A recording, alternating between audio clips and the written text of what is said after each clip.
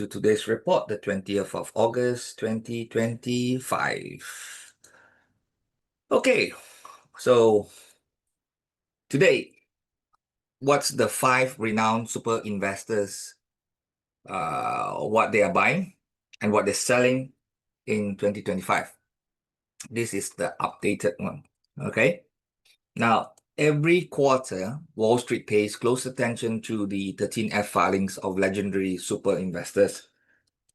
Now, these managers from Warren Buffett to Bill Ackman, Dave Kantesaria, Michael Burry, and Tiger Global collectively control tens of billions of dollars and employ teams of analysts to scour markets for opportunities. Their buying and selling does not guarantee returns, but it gives us a rare glimpse into how the world's sharpest investors view risk, valuations, and long-term opportunity. Now, in Q2 2025, the activity reflects both conviction in select sectors and caution in others.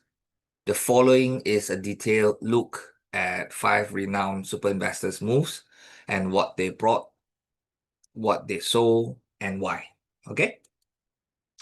First of all, you cannot complete, this word super investor it's not complete without mentioning Warren Buffett, okay, from Berkshire Hathaway. Now, the Berkshire Hathaway's Q2 filings reveal a tilt towards defensive, cash-generated businesses. Buffett initiated a $1.5 billion stake in United Health Group, his first health insurance investment in over a decade. Now, simultaneously, Berkshire trimmed its Apple stake by 20 million shares and pared down its holding in Bank of America. It also fully exited T-Mobile and modestly added to Chevron, Lennar, Constellation Brand, and Domino's Pizza. Now, this move indicate a shift towards sectors with inelastic demand and predictable cash flow, and reduce exposure to high valuation tech and cyclicals. Okay, so in essence, Buffett's team appears to be positioning defensively for the next year, prioritizing durable earnings over speculative growth. Okay, now this reflects a concern about economic uncertainty or rich tech valuations. Tech has just went up so high, prompting profit taking on big winners like Apple and bolstering recession resistant holdings. Okay, so that's the view of the team, Warren Buffett's team from Berkshire Hathaway. Next, we have Bill Ackman from Pershing Square. Now, in contrast, Ackman, right? Ackman's Q2 activity was decidedly bullish on growth and tech. Pershing Square took a new 1.28 billion position in Amazon, marking Amazon as a top 4 holding. The fund also increased stakes in Alphabet by 20.8%, added to Brookfield Corp, and boosted holdings in Hilton Hotels and Hertz. Now, Ackman's stock allocation now includes Uber, Brookfield's restaurant brands, Amazon, and Howard Hughes Corps. Now, this is a mix of dominated by consumer tech and real estate plays. Pershing completely exited its position in Canada Pacific Railway to fund all of these moves. Now, the emphasis on e-commerce, digital advertising, payment, travel, and real estate implies confidence in consumer spending and technological growth in the coming 12 to 18 months. Ackman's new bet suggests he anticipates further market growth, particularly in sectors poised to benefit from innovation, like Amazon and Alphabet, and post-pandemic demand, right? Travel and dining. Far from playing defense, Pershing Square is leaning into market, indicating optimism that economic conditions will support corporate growth ahead. Next, we have Dave Kantesaria from Valley Forge. Now, Kantesaria's Valley Forge Capital kept a low profile in Q2 with no new buys and only one minor trim. His portfolio remained highly concentrated in white mode, circular growth firms like Fair Isaac, S&P Global, MasterCard, Moody's, and Visa. Now, these top 5 make up 91% of his holdings. They are all businesses with strong pricing power and recurring revenue models like credit scoring, financial data, and payment networks. Now, the only change was an 11.5% reduction in INTU. It's a financial software firm, suggesting a valuation-driven trim. Kantesaria's inactivity on the buy side after modest selling of INTU and FICO in prior quarters indicates a steady long-term view. He appears neither euphorically bullish nor overtly bearish, but instead he remained focused on high-quality compounders and is content to hold given their resilient earning profiles. Now, this stance can be read as cautious optimism, as he's not chasing new opportunities at current prices, but he also isn't fleeing to cash. It reflects a belief that owning durable franchises will pay off, through whatever mild economic fluctuations lie ahead. Though whatever mild economic fluctuations lie ahead. Next, we have Michael Burry of Scion. Michael Burry is famous for, made famous in the movie The Big Short. He basically knew that, the subprime crisis way before anyone else, and he made billions, right? So Burry executed a dramatic portfolio overhaul in Q2, reversing his earlier bearish stance. He exited all his prior put option positions, including notable shorts against Alibaba, Baidu, and even Nvidia, and no longer holds those crash hedges.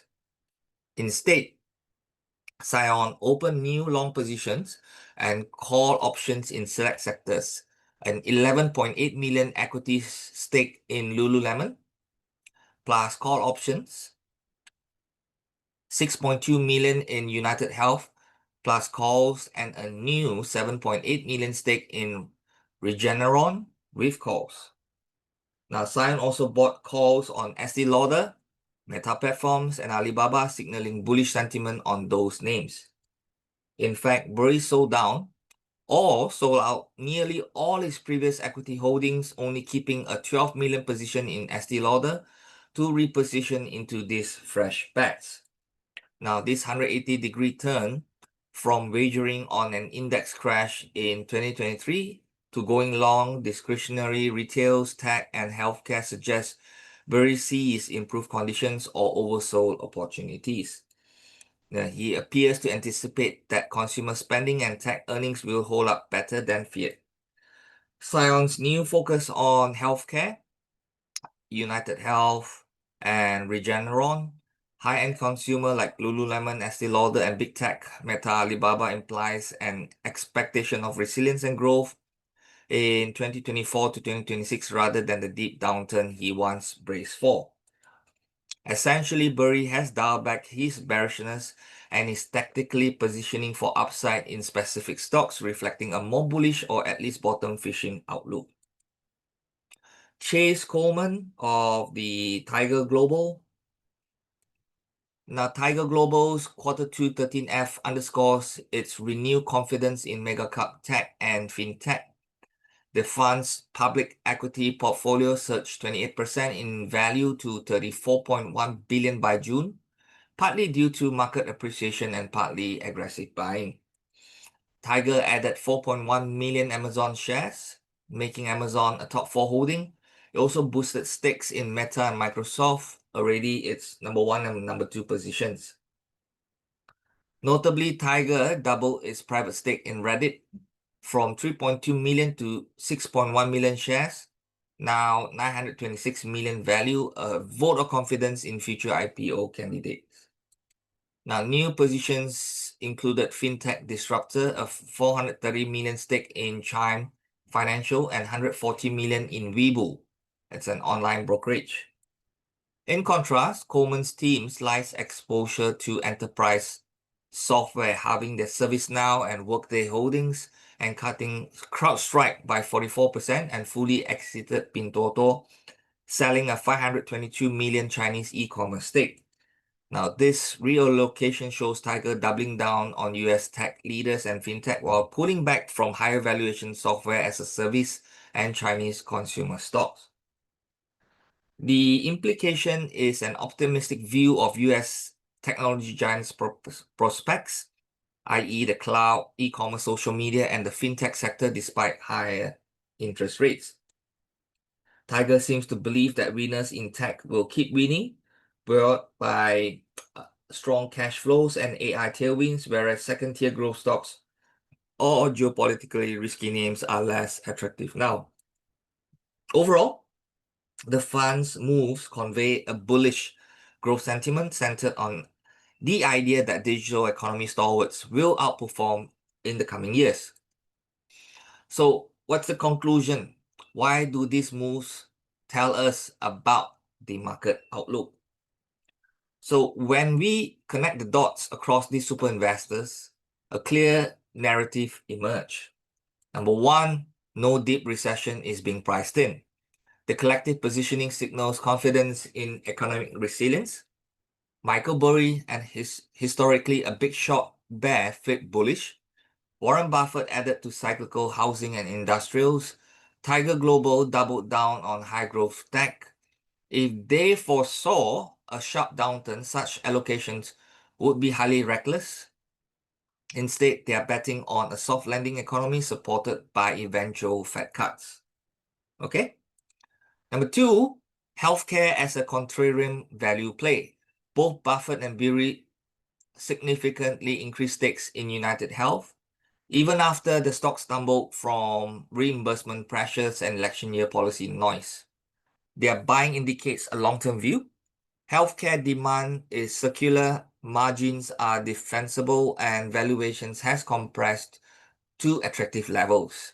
In macro terms, with an aging US population and rising healthcare spend as percentage of GDP, this is a hedge against both inflation and policy volatility.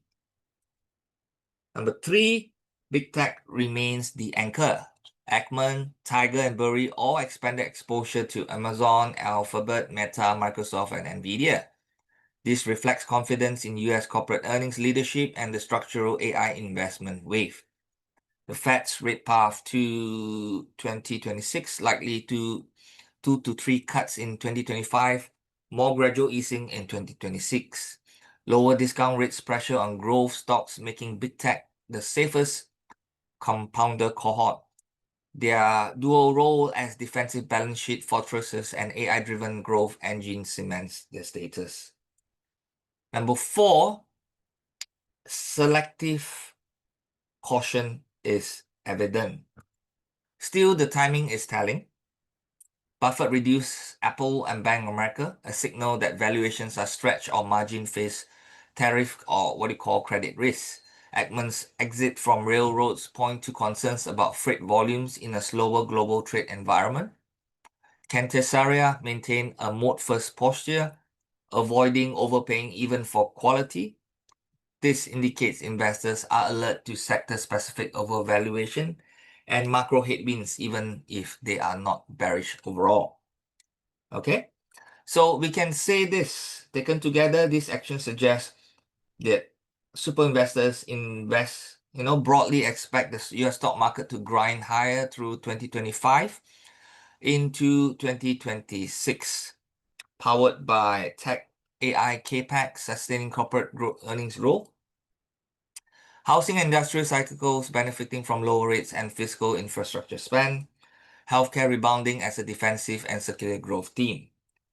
They are not bracing for a collapse. Instead, they are selectively rotating capital into undervalued or secularly strong sectors. The trimming of mega winners like Apple and bank signals caution, not about the whole market, but about chasing stretch valuations of sectors exposed to policy, tariff, or credit risk. Okay, so that's it. That's how, looking at the way they invest overall, what do they think of the market? With that, that's a report for today.